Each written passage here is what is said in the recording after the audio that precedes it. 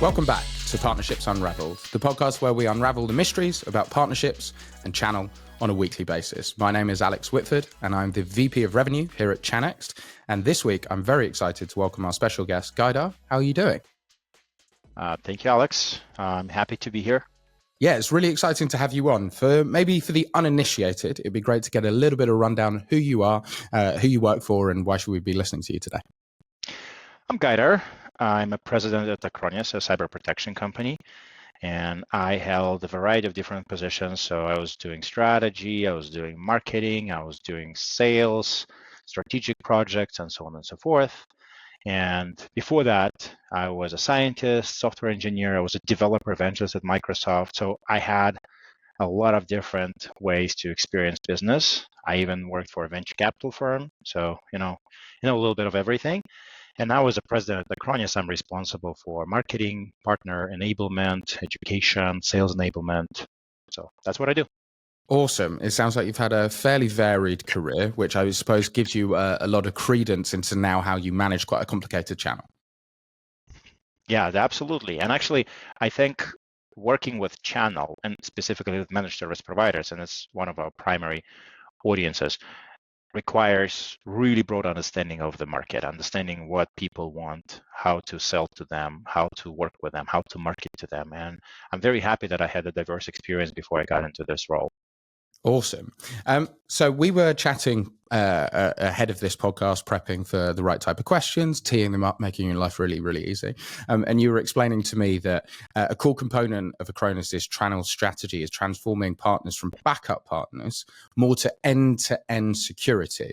Now, there's one thing which is adding product and training, but how do you enable and encourage partners to make such a drastic change? Yeah, so I would take a minute to explain the road that Acronis had on the way to get here. So Acronis used to be a backup company, but back in 2013, we realized that backup without security doesn't make sense anymore, and security without backup doesn't work anymore. So it is one solution. So we were advocating for native integration between security and backup, and that's what we call cyber protection. It's kind of cybersecurity joined with data protection.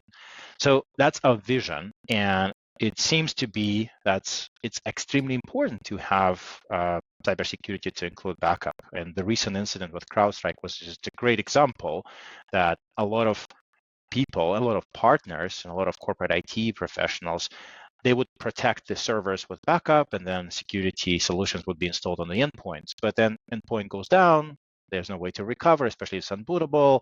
So it is just one of the many ways to present the problem to the end customer, that they have to have backup as an addition to security.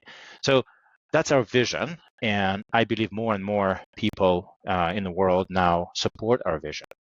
And then when we talk about the partner enablement, there are a few things that I believe are important. So first of all, you need to deliver product.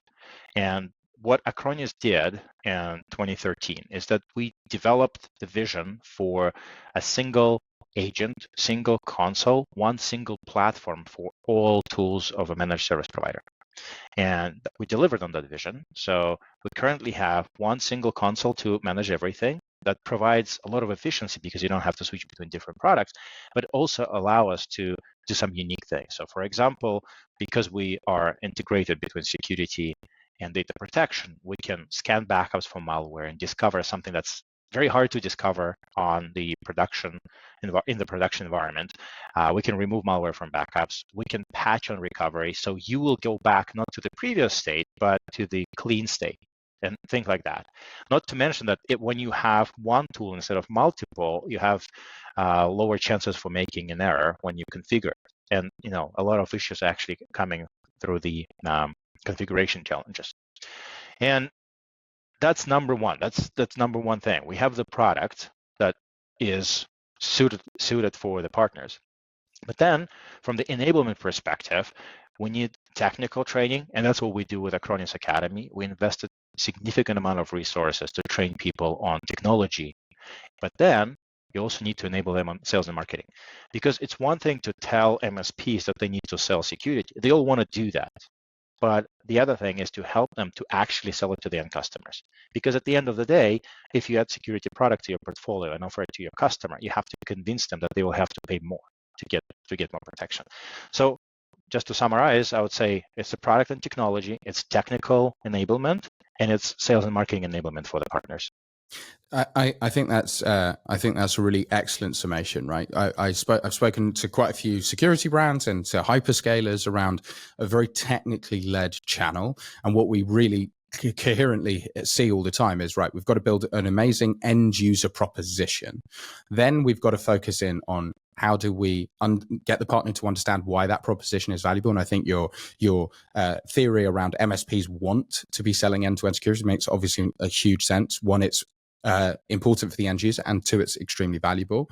Then focusing on the technical element, that's where I see a lot of brands pouring time, because it's one thing selling a product, but if you don't have the technical ability to deploy and manage it, and then by the way, if something goes really wrong and you aren't able to fix it, that's really the bread and butter of what an MSP is focused in. But you raised two interesting points, which is technically led MSPs typically aren't usually very strong in marketing or usually very strong in sales. And so I'd love to understand why you think it's so important to invest in marketing and sales to support those MSPs to be successful.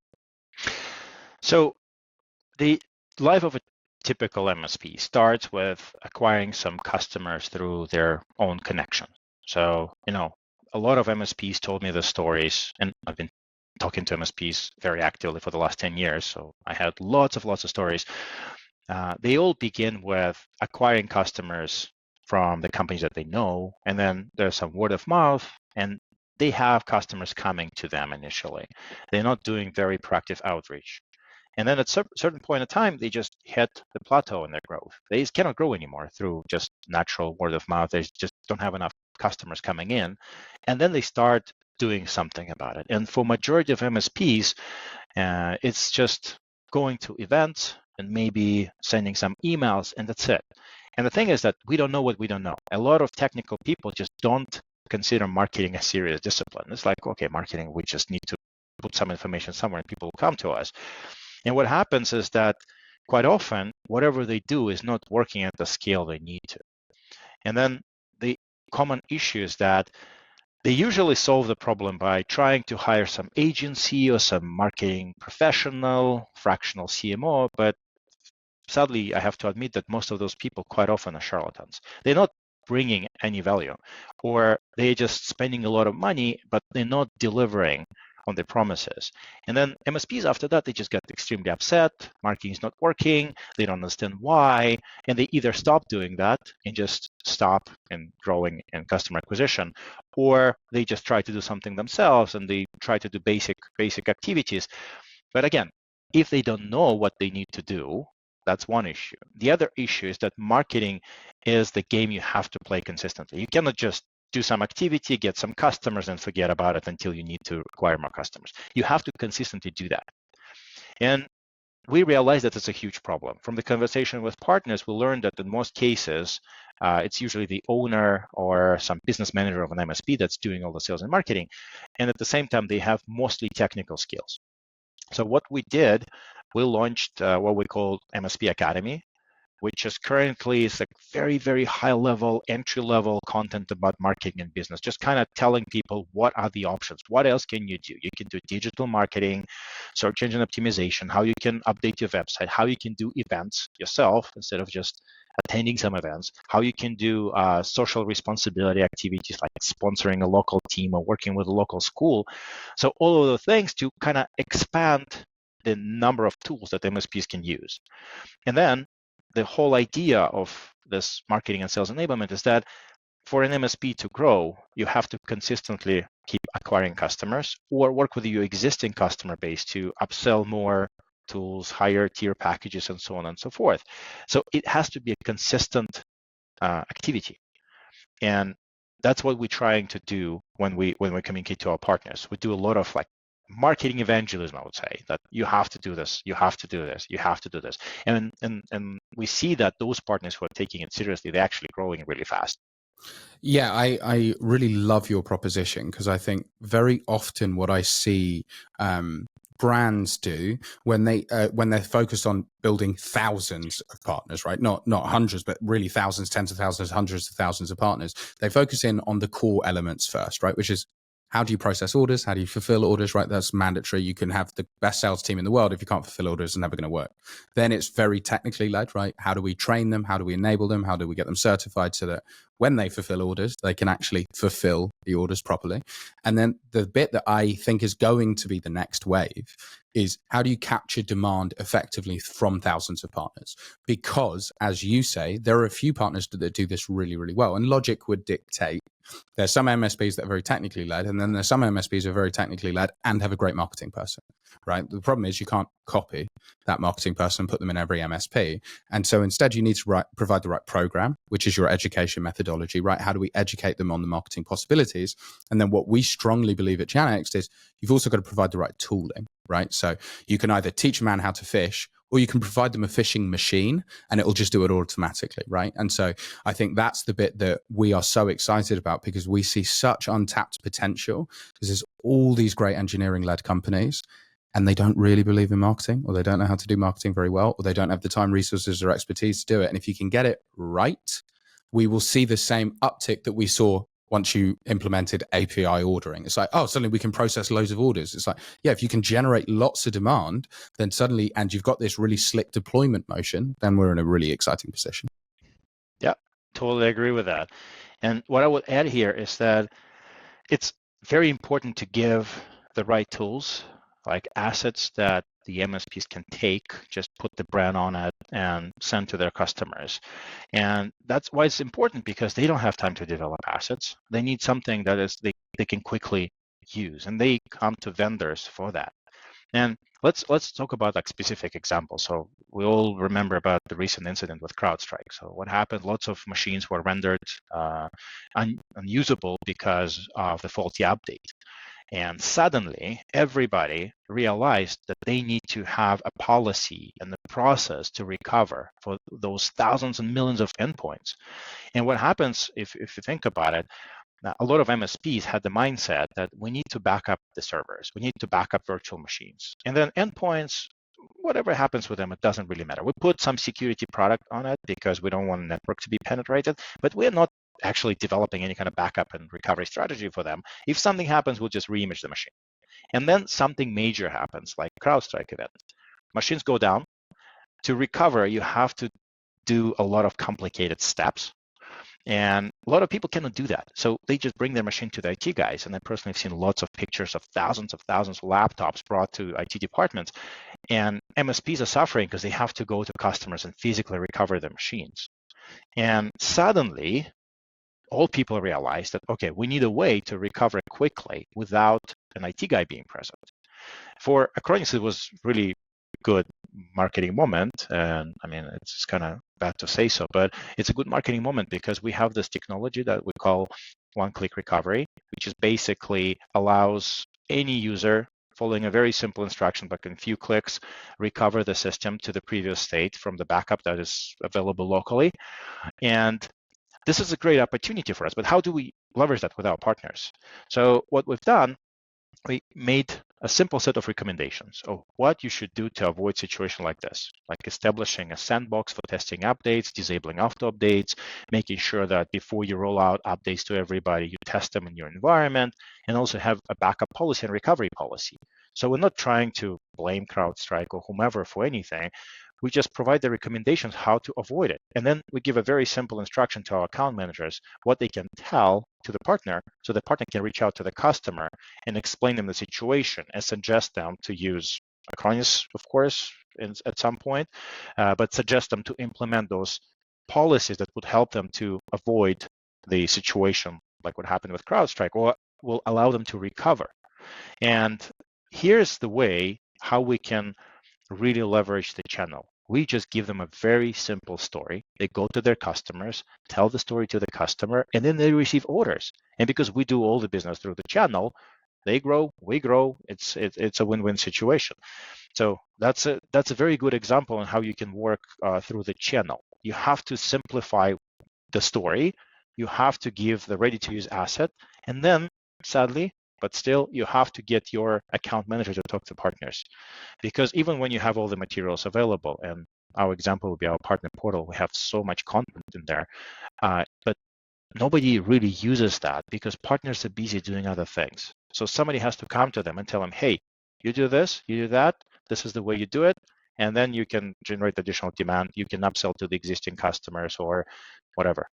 Yeah, I'm fully in agreement, Guy. You're sort of hinting at what I spend my life outside of the podcast talking about, because we firmly believe that you can hope that assets get used, or you can drive them to be used, or you can automate the usage, right? And I think that's where it really gets exciting, because I'm fully in agreement. We have spent years as a channel ecosystem delivering operational excellence, technical excellence, but typically fairly poor marketing usage outside of your very top partners where you've got direct marketing account managers and MDF and all this, please. But there's such untapped potential. And if we can sort of democratize marketing effectiveness down to the masses, what will happen is those partners will see the biggest reward possible, because they've never really been doing any marketing. And suddenly once you start doing marketing, you start succeeding. I think where I'd like to pivot the conversation is we hear a lot about marketing from a new customer acquisition. The data in the channel will actually tell you that that's actually not the most optimum response, especially in the SMB channel or the smaller partners. We actually see it leveraging in either upsell or cross-sell within existing accounts. How do you see marketing playing a role there? Yes, it's extremely important role, I would say. So a lot of MSPs, they have an upsell strategy to existing customer base. It's usually some kind of a packages like silver, gold, platinum with different type of software included, services included, maybe different SLA. Some upsell services, let's say you have managed server, but you can pay extra and you get backup, so you can go back to business if whatever happens, or you can pay a bit more, you get disaster recovery, and so on and so forth.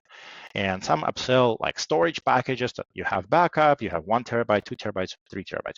So at the end of the day, a lot of MSPs, they try to upsell to the existing customers, but it's extremely difficult because you already have an agreement and everything is kind of working. And then you go to the customer and tell them, hey, Mr. or Mrs. Customer, can you pay me more, right? And this is where we need to generate demand among the existing customers by telling the stories, by explaining why they need something that they are not using right now. And if we kind of go deep into the weeds, the thing is, every MSP situation is very different. So some MSPs have complete control of the environment. Some MSPs actually share the responsibility with customers. And I heard lots of stories where a customer have admin access to the systems and they can do something nasty to it, and then MSP has to recover. So the situation is very different, and the customers have very different level of IT knowledge. They may have some thoughts about what should be done, what's the right way to do things.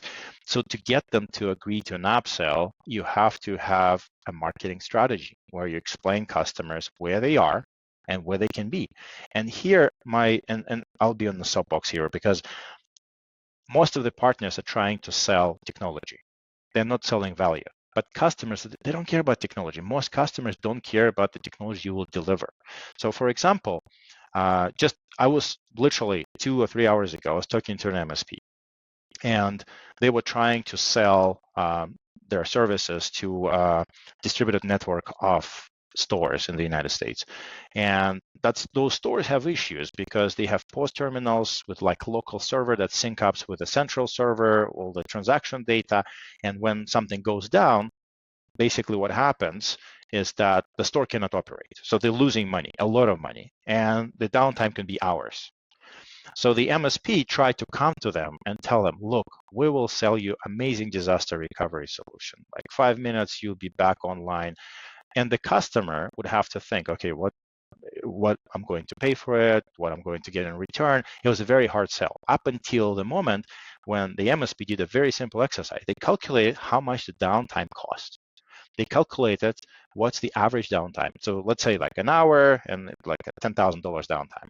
They basically come to them and say, we will shrink that hour into 5 minutes, 10 minutes, 15 minutes, whatever. And you pay just a fraction of what you're actually losing. And then the business owner said, oh, wow, why nobody told me anything like that before? Why did they expect that I need to understand what is disaster recovery, some servers spinning out of the cloud? And the thing is that MSP that sold to that chain of stores, they were not the first one. there were a bunch of other MSPs that tried to sell to the same owner, and they were all talking about replication of virtual machines, how they will set up VPNs, whatever. And the owner, even though he had some technical expertise, didn't have a clue about it. And that's a very simple example. You're trying to sell the technology, you're trying to sell to understand the benefits that you know to somebody who doesn't care. But the moment you switch towards selling the value, it works. And that's what I'm telling to all the MSPs I'm coaching on marketing, is that first define who are your customers, define those verticals, understand them really well, and understand what are they looking for. And then bring them exactly what they look for, not the technology. They want to do their business faster, cheaper, make their employees happy, whatever they want, but give them exactly what they want and they will buy it from you. Gaidar, you're talking absolute sense here. I often speak to both brands and partners about exactly this topic, and it's the inversion. That it used to be brand provides value, and now it's inverted. It's value provided by brand, right? And the messaging has to change. 30 years ago, because the way we consumed information, the way we bought products was very different. So we saw a brand and we assumed value. The sales pitch has changed, right? Which is now, in the world of complexity, in the world of lots of great brands out there, I need to understand the value first. And by the way, that's how great marketing is done. It's value first, and then brand at end. If you look at every Apple ad in the world, right, there's some logos and whatever, but it's basically lovely images, like great feelings, capture moments, and then Apple. Right? Because that's what we actually care about. It's all of the value up front, Yep. and then it's provided by a brand, and as well, they're the most valuable brand in the world, because they've understood that so intrinsically. And the problem is, us as salespeople get so caught up in what we do, not what we deliver. Right. And that's so important from a marketing perspective to invert that. And if you can get brands to do that consistently, or if you can get MSPs to do that consistently, that's what wins. And we're so keen to shove a brand in someone's face when actually it's the least important message, because if they understand your thought leadership and then they associate your thought leadership to your brand, then you win. Yeah. And I have to admit, I'm coming from a technology background and science background. So for me, it was easier to think about technology and the products. And when we started selling cyber protection, we were talking about the integration and how amazing it is. But in reality, nobody cared. Nobody cared. No partner, no customer cared about it, because what they cared is how much time they will actually save. Instead of having multiple agents on the machine, they will have one agent. What does it mean? Okay, you don't have to install updates. You don't have to manage licenses separately. You don't have to have different user interface. You don't have to do multiple clicks. So it actually saves hours and hours every day for every technician. And that time can be used to support more customers. So this is what they care about. Customers, they also don't care about the technology. In reality, most customers of most MSPs, they don't even know what kind of technology the partner is using to protect them. What they care about is like, how long will it take for them to get back to business? And if there's some security incident, will the partner be capable to handle it quickly? And that's all they care. And at the end of the day, they want to do business. And the problem of most of the MSPs, they think that for the customer, having reliable infrastructure, it's the ultimate goal. But in reality, no, they want to do business. So when you sell, let's say, Microsoft 365 and you move everything to online and you set up all new processes, if you just tell them, hey, you will just move everything to cloud, everything will be nice and modern and it will be working every day instead of having downtime every day, they don't care. But if you tell them your people will save time on processing invoices, communicating with vendors, and this is how many hours they will save, and they can do something else during that time, then the customer would get interested. Yeah, exactly. It's the old adage, right? People only buy time and money, right? And so, am I going to make more money? Am I going to get my time back so that I can make more money? And this is what I love about B2B is we can have that discussion like directly. Like, we don't need to dance around it. We don't need to be subtle about it. It's like, should we just have a conversation around how I can calculate downtime, how much that costs you, and if I minimize that, what that would cost? And guess what? My cost is less than that cost, so I'm providing value, right? We get super mathematical, which always helps me, I feel, quantify and close the value that we're providing. And if we can focus in on that value, support MSPs to market more effectively, and take them on that journey through your programs and tooling, I think we're in a really, really strong spot. Yeah, totally agree. Awesome. Gaidar, we are a channel podcast through and through, which means we ask for leads. We like to ask our current guest who they think we should have on next. Who did you have in mind? I would personally be interested to get a few people on your podcast if it will be possible. One person is Rob Ray from Paxate. I was the guy who built the community for Datto, and I think the MSPs loved him, and that was a major driver for building the channel for them. I still meet a lot of partners who know him and would refer to him. And the other person I would recommend is Jason McGee, the CEO of ConnectWise. He has huge amount of channel experience and very interesting outlook on the channel. So I would personally watch that podcast. Excellent. Well, there you go. That's a recommendation to Rob, Jason. I will be chasing you down ruthlessly for the next week or so to get you on the podcast next. Gaidar, it's been an absolute pleasure. Thank you so much for coming on. Thank you, Alex.